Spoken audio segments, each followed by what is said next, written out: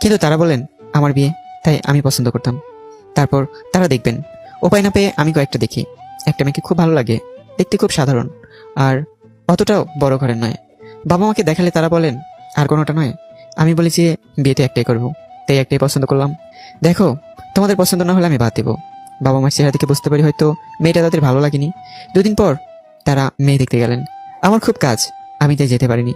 হঠাৎ কাজ পড়ে যায়, তাই তারা প্ল্যান ক্যান্সেল না করে চলে যান। ফিরে এসে আমাকে জানান যে তাদের মেয়ে পছন্দ হয়েছে। তাদের মুখ দেখেই বোঝা যাচ্ছিল, কিন্তু হঠাৎ মত পাল্টানোর কারণ আমি বুঝিনি।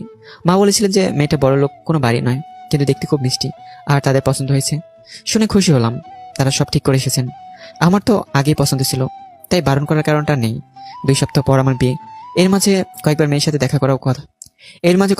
দেখাও কথা হয়, কিন্তু একবারও তাকে আমি খুশি দেখিনি।